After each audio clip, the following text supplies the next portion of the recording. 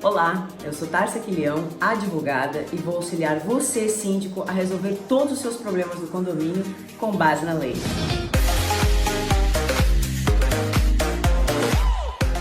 Oi pessoal, tudo bem? Hoje nós vamos tratar de um assunto bem interessante, que seriam: você síndico, você síndica, sabe quais foram os aspectos mais relevantes que a legislação trabalhista trouxe na área condominial? É difícil a gente saber, uma vez que, com o advento dessa nova lei, que começou a vigorar em novembro de 2017, ela alterou diversos artigos da CLT, diversas relações de trabalho, e não seria diferente no âmbito condominial. Mas para isso, eu separei algumas rubricas que eu entendo serem de extrema relevância, adaptadas ao direito condominial, é claro, evidentemente, que é o que nós tratamos aqui, com um paralelo de antes e depois, para que fique de uma forma mais simples, mais tranquila de se compreender. Então vamos lá. As férias. As férias, antes, os funcionários podiam separar as férias em 2 períodos, sendo que um destes períodos não poderiam ser menor que 10 dias. Com o advento da nova lei trabalhista,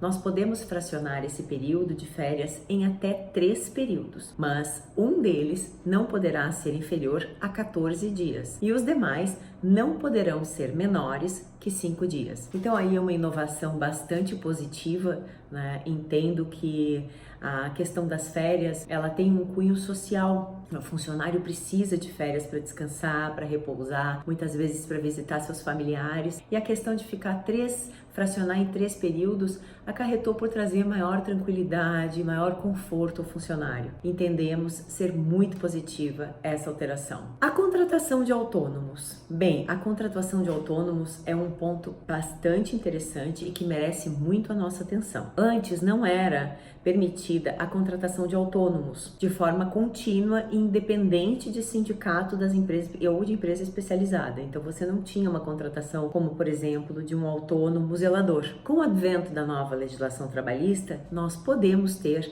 um zelador, podemos ter uma faxineira como autônoma. Mas para isso nós temos que ter muito cuidado com relação a esse tipo de contratação, uma vez que as contratações autônomas, elas devem respeitar alguns aspectos. Então, os condomínios, eles podem sim contratar trabalhadores autônomos de forma contínua e sem a mediação do sindicato ou empresa especializada. Para terceirizar um funcionário que já é contratado da CLT, no caso, aí deve-se demiti-lo e se recontratá-lo como autônomo após 18 meses. Tem que ter esse tipo de cuidado. Mas com relação ao serviço autônomo, aqui eu gostaria de fazer um parênteses sobre esse assunto, porque entendo ser um assunto muito relevante e um assunto de grande importância nos condomínios. A gente sabe muito bem da necessidade, por vezes, de uma contratação de trabalho autônomo. Por exemplo, o que acontece muito são as faxineiras, são as diaristas que são contratadas no condomínio. Você necessariamente não tem a necessidade de contratação diária de uma funcionária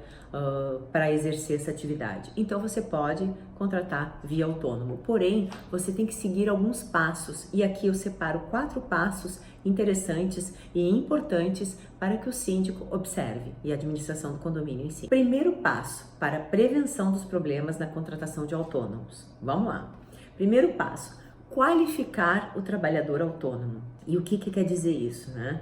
Você deve orientar a pessoa que você quer contratar como autônomo, no caso, uma diarista, um zelador, um jardineiro. Você precisa orientá-lo de que ele precisa se cadastrar junto à prefeitura municipal do município para a prestação de serviço e inscrição junto à Previdência Social também. Então, ele precisa ter esse cadastro em dia. É o primeiro passo. O segundo passo é a obrigação do condomínio elaborar um pequeno contrato, mas um contrato que tenha as previsões corretas desse tipo de contratação. E aí nós vamos pelos seguintes pontos desse contrato: objeto, preço, prazo. É importante que tenham esses requisitos no contrato. O objeto é descrever todas as atividades que esse trabalhador autônomo vai exercer no condomínio. Um limpador de vidros, um piscineiro, um jardineiro, enfim, colocar todas as atividades que ele vai desempenhar e os produtos que ele vai utilizar. E para isso, você pode pedir ajuda para o próprio prestador de serviço, que sabe bem quais os produtos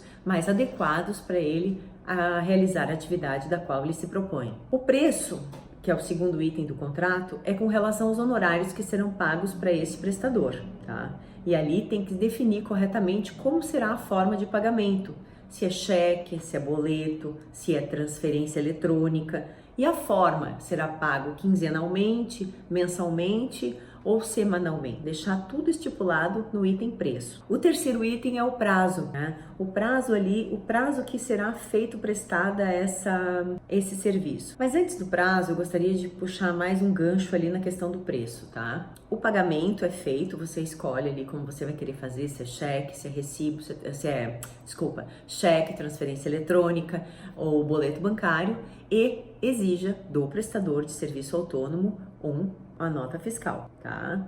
Uma RPA, Recibo de Pagamento Autônomo, ou nota fiscal semi-microempreendedor individual. Isso é um ponto muito positivo, já estava passando aqui despercebido, tá? É importante que se recolha essa documentação. Não poderá haver, é importante assim destacar que não poderá haver relação de subordinação. A relação de subordinação, ela descaracteriza o contrato autônomo.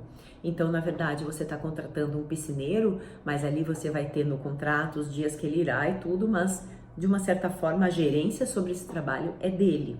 Então tem que cuidar muito isso, pessoal, porque muitas ações trabalhistas que condomínios são demandados, elas se descaracterizam como contratação autônoma em função de não ter respeitado os requisitos desta, né? Então aí acaba por o funcionário ser considerado como um funcionário efetivo do condomínio com todos aqueles recolhimentos. Enfim, o terceiro passo é a contratação de terceiro passo, que é a manutenção do contrato e o pagamento, né? Então você tem que pagar corretamente e pedir para que sejam deduzidos os INSS, os recolhimentos do funcionário, do autônomo no caso.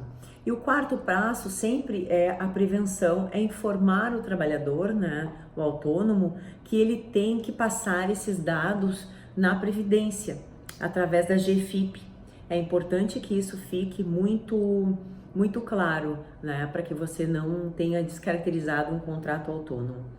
Então, pessoal, essa é uma possibilidade de contratação de autônomo que veio com o advento da nova reforma trabalhista, mas que de uma certa forma nós temos que ter e respeitar alguns aspectos extremamente relevantes a fim de não descaracterizar esta relação de autônomo e acabar tendo um passivo trabalhista no condomínio.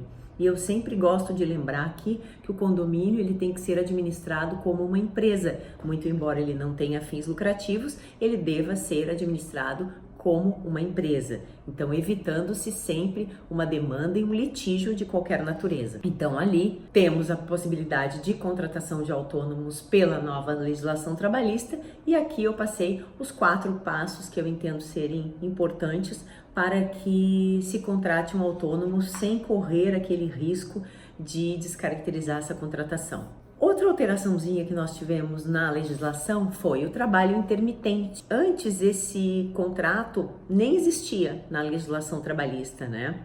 O trabalho intermitente. Hoje o condomínio pode contratar sim funcionários intermitentes que serão pagos apenas pelas horas trabalhadas, né? Trabalhadores desta categoria, eles têm direito a FGTS, férias, 13º. O valor da hora, ela deve estar no contrato por escrito, tá, pessoal? E não deve ser inferior ao salário dos demais empregados que exercem aquela mesma função, e nem inferior ao valor do horário do salário mínimo. Então, tomar muito cuidado com isso também. As rescisões de contratos e termos. Antigamente, para se homologar uma rescisão de um contrato de emprego com mais de um ano, deveria ser necessariamente realizada no sindicato da categoria. Com a nova reforma, não é mais necessário que seja realizada no sindicato da categoria. E a homologação da rescisão pode ser feita no próprio condomínio, contando com a presença do empregador e do funcionário. E a reforma trabalhista, ela também possibilitou a realização de acordos, caso as duas partes concordem. Isso é sempre muito importante, né, pessoal? Um acordo, as duas partes têm que estarem de comum acordo com relação ao que está sendo tratado. O empregador, ele deve pagar 50% do aviso prévio e a multa rescisória, e o funcionário recebe até 80% do FGTS, 20% continuarão na conta, e não poderá ser utilizado o seguro-desemprego. Então aí tem umas certas alterações ali que vale a pena também se tratar sobre isso. A jornada 1236, né? Uma jornada que já existia, porém nos condomínios nós tínhamos aqueles horários 8 horas diárias, 44 semanais, 220 mensais, né? Hoje nós podemos ter trabalhadores 12,36, podemos ter um zelador 12,36. Há esta possibilidade também com o advento da nova legislação trabalhista. O tempo na empresa. Esse é um assunto também que teve uma inovação trazida pela lei. Antes era considerado jornada de trabalho todo o período em que o funcionário estivesse à disposição do condomínio, mesmo se não houvesse serviço naquele momento. Agora, descanso, alimentação, troca de uniforme e momentos para higiene pessoal não são contabilizados como jornada de trabalho. Outra inovação bastante relevante. Descanso e hora de almoço. Outro item também que teve uma alteração significativa. Antes, uma jornada de 8 horas, o funcionário tinha direito a um mínimo de 1 hora para descanso e no máximo 2 horas para descanso e alimentação. Com o advento da nova legislação trabalhista, esse intervalo pode ser negociado para até 30 minutos. Então, às vezes, o funcionário ele não quer tirar aquela 1 hora inteira de intervalo para almoço, quer tirar apenas 30 minutos. Então, ele acerta ali no condomínio que ele poderá sair antes, né? Enfim, é uma inovação que dá uma certa gerência também ao funcionário para dispor do seu tempo, né? Às vezes ele precisa sair um pouco antes, então ele faz menos tempo de horário de almoço em vez de 1 hora. Casos de gravidez. Antes, as grávidas e lactantes, elas estavam proibidas de trabalhar em ambiente insalubre, em condições insalubres.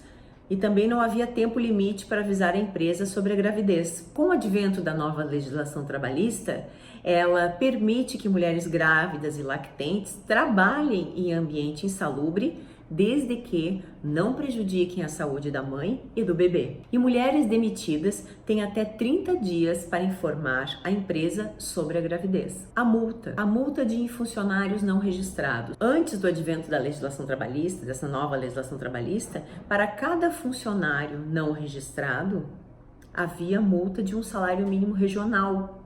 E em caso de reincidência, era aplicada a nova multa de igual valor. Atualmente, acaso não se tenha funcionários registrados, para cada funcionário a multa é de R$3.000 e o valor cai para 800 nos casos de microempresa e empresas de pequeno porte.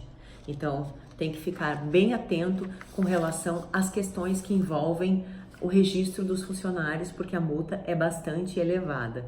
Tá, pessoal? Aproveitando que o nosso vídeo trata das questões trabalhistas em si, onde a gente fez no primeiro momento um antes e o depois da reforma trabalhista e demos uma pincelada breve com relação às contratações de autônomos, com as dicas, enfim.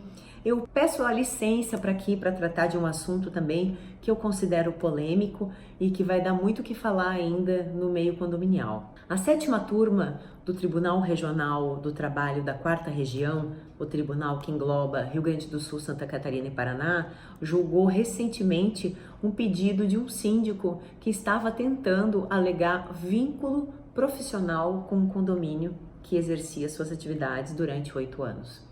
Então foi bastante polêmica essa decisão, né? Uma vez que o desembargador Wilson de Carvalho, ele foi categórico no sentido de que não há vínculo trabalhista entre síndico profissional e o condomínio, mesmo ele exercendo essa atividade há 8 anos, como era o caso do julgado. O que ele entende ali no voto do ministro, que eu tive a possibilidade de ler o voto dele, porque me intrigou bastante essa decisão e gostaria de saber a fundo quais foram os argumentos do ministro, do desembargador, desculpa. Ele foi categórico no sentido de que não há relação empregatícia, né? Ele tem um vínculo de prestador de serviço e não um vínculo de empregado.